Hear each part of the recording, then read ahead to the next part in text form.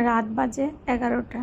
সবাই মিলে একসাথে আমরা সাগর পাড়ে মিলিত হলাম। আসসালামু আলাইকুম, কেমন আছেন সবাই? কালার্স অফ ওমান, ওমানের রং থেকে সবাইকে স্বাগত। আমরা সবাই কলিগ ফ্যামিলি একসাথে হয়েছিলাম সাগর পাড়ে। ছুটির দিন মানেই হলো একটুখানি ঘোরাঘুরি। সারা সপ্তাহ ভরে সবাই ব্যস্ত থাকে, তাই ছুটির দিনে কাজ শেষে সবাই মিলে একসাথে হওয়ার আনন্দটাই হলো বিদেশের বাড়ির আনন্দটাকে আসলে খুঁজে নিতে হয়। বিদেশের বাড়িতে তো নিজের কাছের বলতে কেউই নেই, তো সবাই আমরা যারা কলিগ ফ্যামিলিরা ছিলাম তারাই আমরা আত্মার আত্মীয় হয়ে গিয়েছি। রক্তের সম্পর্কে যারা ছিল তারা তো অনেক দূরে থাকে, তো এখন আমরা সবাই আত্মার আত্মীয় হয়ে গেলাম। তো আমরা সেদিন চলে আসলাম। এই জায়গাটার নাম নাকি ডাব্লিউ মাস্কাট। আমি আসলে আগে কখনোই এই জায়গাটার নাম যে ডাব্লিউ মাস্কাট সেটাই জানতাম না, সেদিনই প্রথম জেনেছিলাম। জায়গাটা খুবই সুন্দর ছিল, পাশে সাগর ছিল, কিন্তু রাতের বেলা অন্ধকার দেখে সাগরটা আসলে দেখা যাচ্ছিল না। মাস্কাট শহরটাই হলো সাগর আর পাহাড়ের খেলা।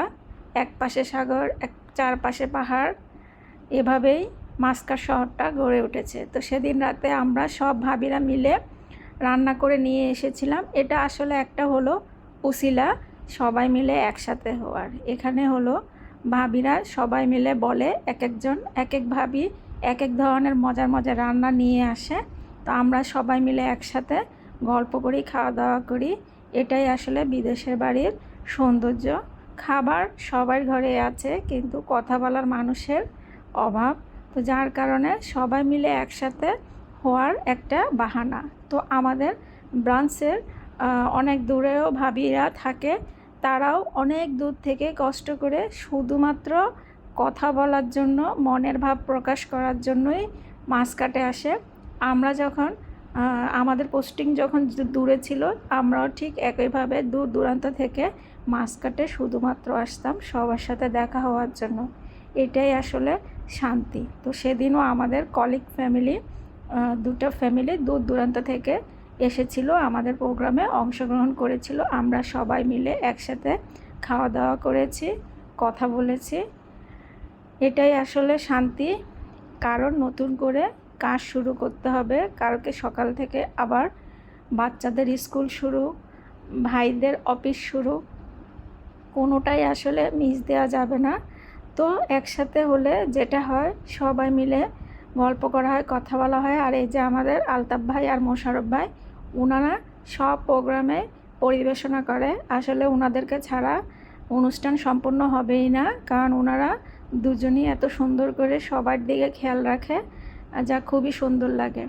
এরপরে খাওয়া দাওয়া শেষ, সব কলিগরা বসে অফিসের কথাবার্তা আলোচনা করছে, আর এদিকে ভাবিরা বসে তাদের ব্যস্ত জীবনের গল্প করছে। সব কিছু মিলিয়ে অনেক সুন্দর একটা সময় কাটিয়েছি। আর এ পাশে রাত বাজে এখন প্রায় 1টা। সবাই একটু পরে যে যার মতো করে চলে যাবে। যারা দূর থেকে এসেছিল সে ভাবিরাও তারা দূরের পথে রওনা হয়ে যাবে, কারণ কালকে সকাল থেকে অফিস। একটা দিন মন চাইলেও থাকা যাবে না, কারণ সবার আগেই হলো চাকরি ধরতে হবে। চাকরি ছাড়া আসলে কোনো কিছুই নেই। রুটি রুজির জায়গা আগে ঠিক করতে হবে, তারপরেই সব কিছু বিনোদন। আল্লাহ হাফেজ।